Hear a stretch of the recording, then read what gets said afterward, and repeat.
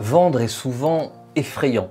Soit on le voit comme quelque chose de négatif, avec de la manipulation, soit on le voit comme quelque chose qui ne va pas être accepté et on a peur de passer pour un méchant, ou tout simplement, on ne sait juste pas comment s'y prendre.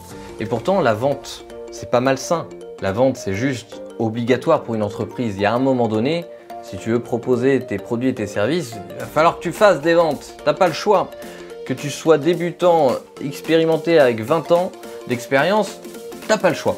Et justement, je t'ai prévu dans cette vidéo une méthode assez méta. L'objectif n'est pas de rentrer dans des détails insupportables, mais dans une vision globale qui va te permettre, que tu sois débutant ou que tu aies 20 ans d'expérience, de revoir la vente avec un œil nouveau et avec une méthode qui a fait ses preuves.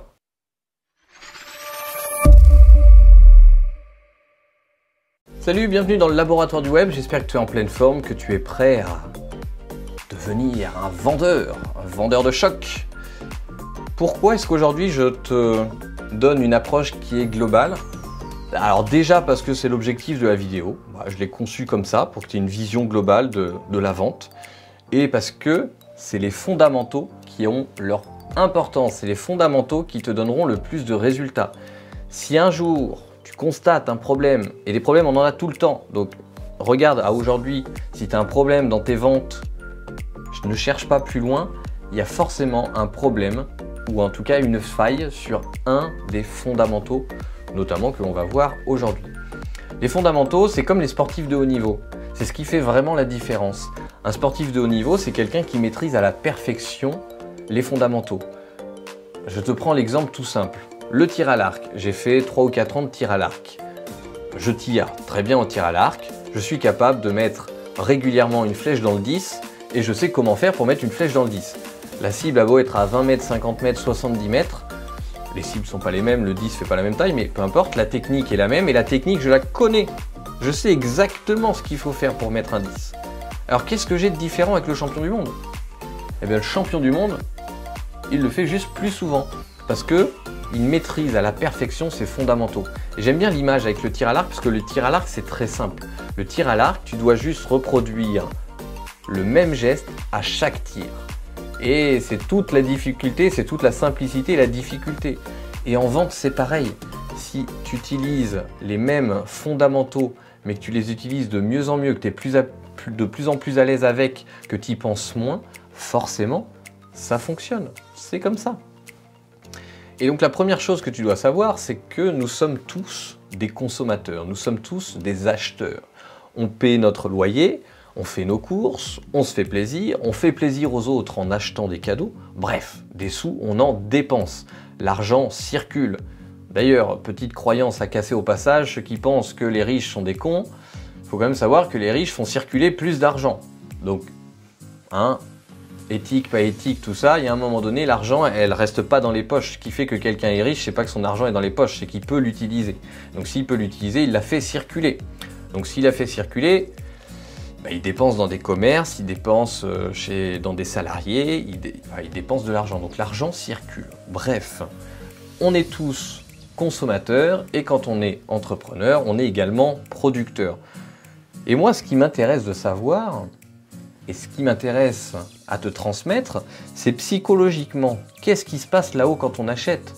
Parce que tu t'es déjà fait la remarque, le télépro qui te dérange sur ta pause déj ou le soir à 19 h quand tu dois gérer les enfants, c'est juste insupportable. On n'a pas envie de se faire déranger. On n'aime pas se faire vendre. Et pour autant, régulièrement, on adore acheter. Qu'on ait le choix ou qu'on n'ait pas le choix, on achète. Qu'est-ce qui fait que l'on achète? Et qu'est-ce que tu peux faire toi pour faire émerger dans la tête des gens que tu vas contacter, prospecter? Comment est-ce que tu peux réveiller cette envie et leur donner cette envie d'acheter tes produits et tes services? Et c'est justement tout l'intérêt de cette méthode. La première étape, je te laisse un instant pour y réfléchir, c'est d'écouter. Tu dois avoir une écoute. Pourquoi écouter? Eh bien parce que c'est le meilleur moyen de comprendre le besoin de la personne. Avant même d'acheter, Tu dois comprendre ce qu'elle veut. Qu'est-ce qu'elle veut acheter? De quoi est-ce qu'elle a besoin? Qu'est-ce qu'elle veut résoudre comme problème? Et toi, en tant qu'entrepreneur, la première étape que tu dois faire, c'est d'écouter. Parce qu'en ayant une écoute active, tu vas pouvoir mieux comprendre le besoin. Et je répète le mot, écoute active. C'est quoi une écoute active? C'est pas une écoute où tu es déjà en train de réfléchir à ton argumentaire, qu'est-ce que je vais pouvoir lui dire pour le convaincre avec tout ça. Non, tu fais un reset, tu écoutes.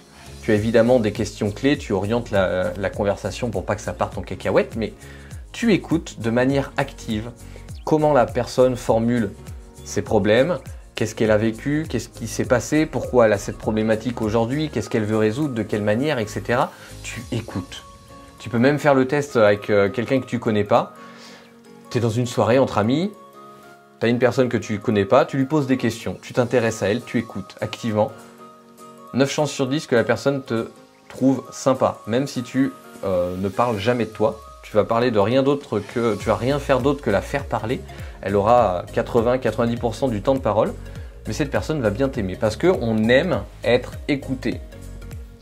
Et pourquoi on aime être écouté? Parce que derrière, on a le sentiment que la personne cherche à nous comprendre. Elle cherche à nous comprendre. Et à qui est-ce qu'on fait le plus confiance? À quelqu'un qui en a rien à foutre de ce qu'on lui dit, ou à quelqu'un qui cherche à nous faire, qui cherche à nous comprendre? Tu vois, t'imagines, tu vas chez le médecin. Je dis pas ça parce que j'ai la blouse. Bonjour, monsieur le médecin. Bon, je renifle un petit peu du nez. Et... Non, c'est bon, vous inquiétez pas. Je sais ce que vous avez. Voilà, une ordonnance, c'est parti. Tu peux pas avoir confiance. Le mec, il t'a pas écouté, il en a rien eu à secouer. Il a même pas porté attention à ce que tu pouvais ressentir. Il a expédié son travail, il t'a donné une ordonnance, tu n'as pas confiance. Pourquoi? Parce que le diagnostic n'était pas bon. Et c'est pour ça qu'à chaque fois que j'accompagne les entrepreneurs, avant de proposer un accompagnement, je me dois de faire un diagnostic. Et je l'ai appelé comme ça d'ailleurs. Si tu viens me voir, la première chose qu'on fera ensemble, c'est qu'on va établir un diagnostic. Donc je vais t'écouter. Je vais t'écouter parce que ça me fait plaisir d'écouter la situation que tu as aujourd'hui, quelle situation tu veux plus tard, et je vais établir un diagnostic. Et c'est ce diagnostic, mieux il va être fait, plus la personne aura confiance en face, et plus tu vas pouvoir installer un climat de confiance et donc de vente. Donc la première chose, j'insiste lourdement dessus, mais c'est parce que c'est la plus importante. Pour que la personne se sente en confiance, pour qu'elle sache que tu la comprends, tu dois l'écouter activement. Première étape, écoute active. Deuxième étape, tu vas chercher à aider sincèrement la personne. Qu'est-ce que ça veut dire chercher à aider sincèrement? Ça veut dire que tu vas reprendre les problèmes qu'elle t'a exposés, tu vas lui montrer que tu as bien compris, tu vas éventuellement reformuler, etc. Tu vas creuser, etc. Tu vas lui montrer donc que tu as compris sa problématique et tu vas lui proposer un diagnostic et une solution envisagée, ok? Mais tu vas chercher à l'aider de manière sincère. Ça veut dire que si tu ne peux pas l'aider, tu dois lui dire. Si c'est un profil de client que tu ne veux pas, pareil. Si tu penses qu'elle devrait passer par d'autres étapes avant, pareil, dis-lui. Que ce soit des étapes qu'elle doit faire avant de te recontacter seule dans son coin, ou que ce soit de faire appel à quelqu'un d'autre. Balance-lui le nom. Et éventuellement, petite astuce au passage, mets en place des stratégies d'apporteur d'affaires. Tu construis ton réseau, tu as d'autres personnes qui peuvent aider sur d'autres sujets, hop, tu les envoies. Avant, je faisais de la création de site web, je n'en fais plus. Si tu me dis, j'ai besoin de quelqu'un pour me créer un site web, j'ai besoin de quelqu'un pour me créer une charte graphique, une identité visuelle, un logo, j'ai besoin d'un rédacteur web, j'ai besoin d'un copywriter, j'ai tout ce qu'il faut dans mon réseau et je t'envoie ça avec grand plaisir, il n'y a pas de souci. Mais l'étape est hyper importante, tu dois chercher à aider sincèrement la personne qui est en face.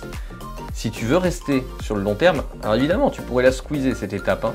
Tu peux utiliser que la première de manière malsaine et squeezer la deuxième étape. Mais si tu veux tenir sur le long terme, tu n'as pas d'autre choix. Tu dois être le plus intègre possible. Il vaut mieux être le plus sélectif possible. Parce que par exemple, tu commences, tu es hyper sélectif. Tu prends vraiment des gens où tu sais que tu peux les aider. Bah derrière, s'ils ont des résultats, bah, témoignages, bouche à oreille, etc. et ta machine est lancée. Si tu es un entrepreneur depuis un peu plus longtemps, c'est pareil, tu vas pouvoir générer une spirale positive, les gens vont te recommander, plutôt que d'aller à chaque fois devoir démarcher de nouvelles personnes jusqu'à ce que tout le monde se rende compte que tu fais pas bien les choses. Aide sincèrement les gens.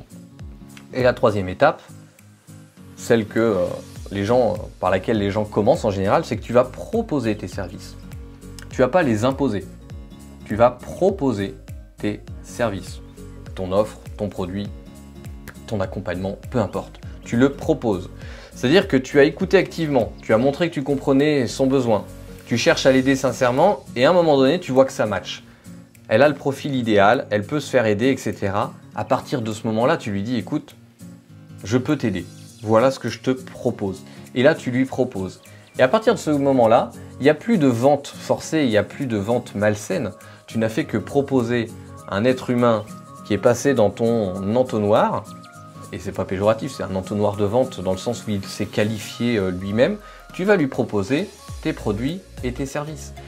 Et tu dois lui proposer, tu vois, tu dois pas en avoir peur. À partir du moment où tu as filtré juste avant, où tu sais que ça peut l'aider, c'est ton devoir de lui proposer et même de le relancer s'il faut, jusqu'à ce qu'il t'exprime que oui, il est d'accord, non, il n'est pas d'accord.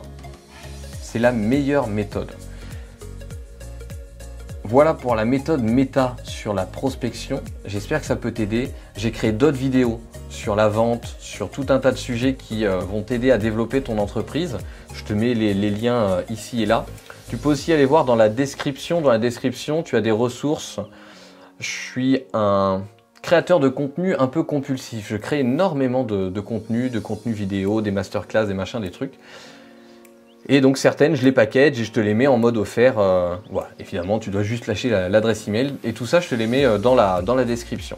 Ça fait plusieurs fois que tu regardes des vidéos sur la chaîne. N'hésite pas à me lâcher un petit pouce, à t'abonner, etc. Ça permet de développer la chaîne, ça permet de la montrer à d'autres personnes. Comme c'est pas ma stratégie centrale pour le moment, ça me montre qu'il y a un intérêt derrière et donc que je peux continuer. J'espère que je te retrouve tout de suite dans un autre contenu alors. Ciao!